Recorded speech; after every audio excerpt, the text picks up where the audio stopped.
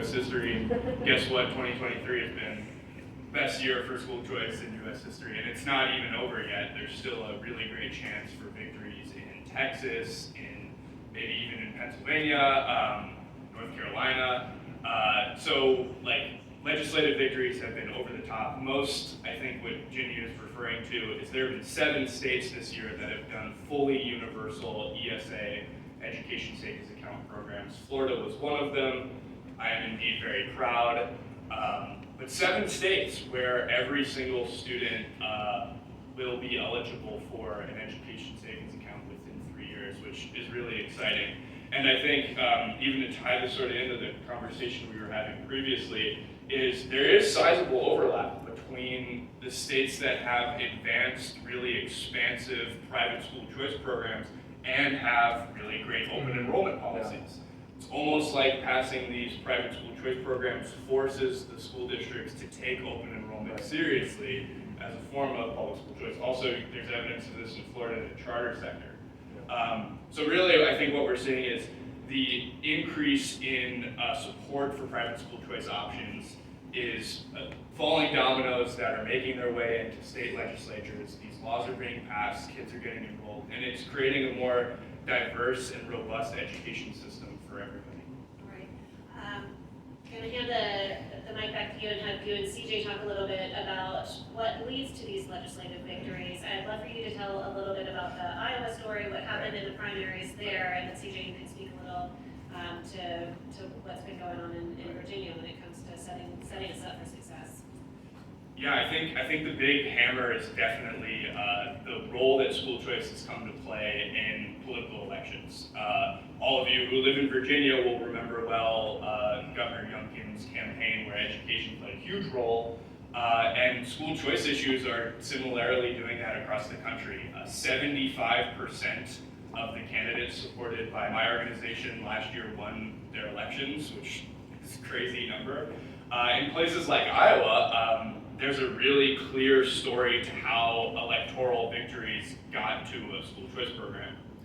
So if I take you back to last year, there was a small school choice proposal that barely squeaked its way through the Iowa Senate and then fell short in the House. Governor Reynolds kind of went back and was frustrated, and she came out publicly and endorsed primary challenger, butchering that word, 2 Republicans. She was going to take out members of her own party and replace them with people who supported school choice. We worked in that state, ultimately removed 6 incumbents and replaced them with school choice supporting legislators. We came back this legislative session and passed a full universal, every kid in Iowa will be eligible within 3 years education savings account program, which I think left a lot of people saying like, oh man, maybe we should have passed the smaller program when we had the chance because we just got creamed.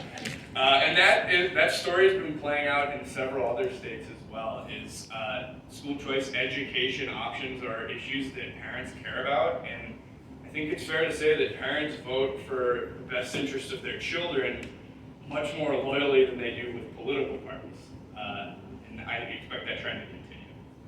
CJ, what's going on in Virginia? Yeah, glad you said that, because right now we have our delegates that are up for election and our Senate.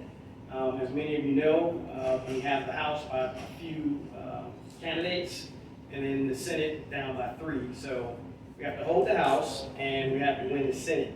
Now, in order for ESAs or any freedom of education choice to become an option, a reality here, we really got to get these policy champions through the finish line. You heard the story of Governor Reynolds and others working together to really get rid of those who are not supporting educational freedom.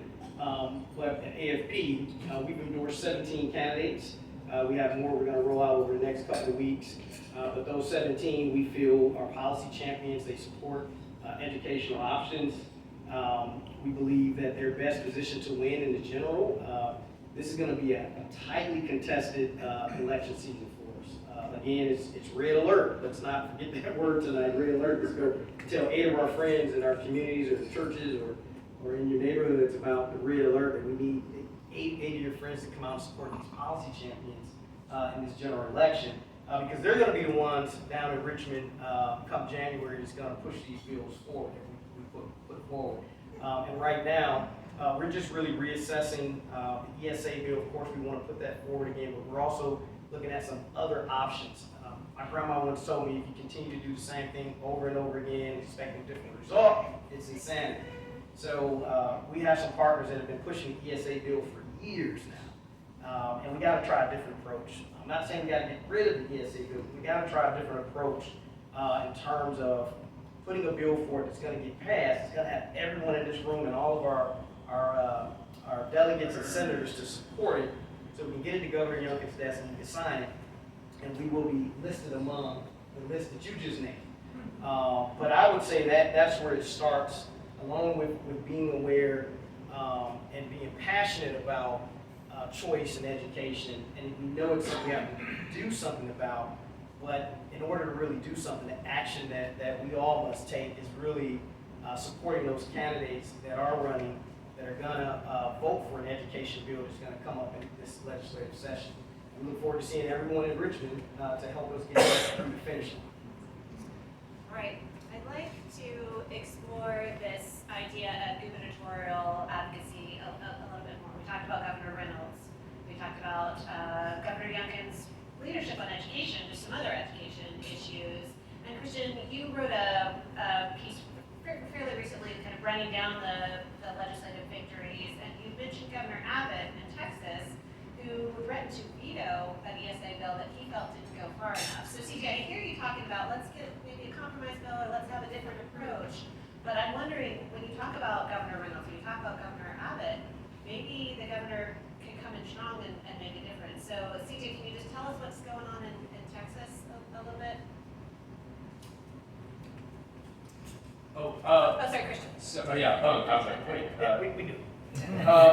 So the struggle with states like Texas is they've been trying to do school choice in Texas too for a long time. When you talk about school choice advocacy for a long time, for like 20 years until as soon as Nathan came around, like everything started going great. You're lucky. You're very lucky.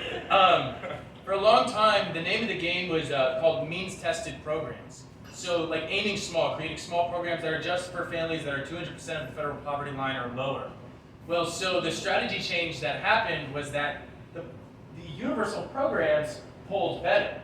So what these governors are starting to do, Governor Abbott is doing this too, is they're saying we need to go big because that's the most popular thing.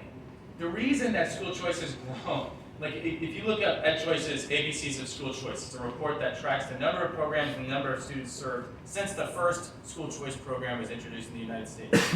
It's just ticking up slowly and slowly and slowly and slowly over years.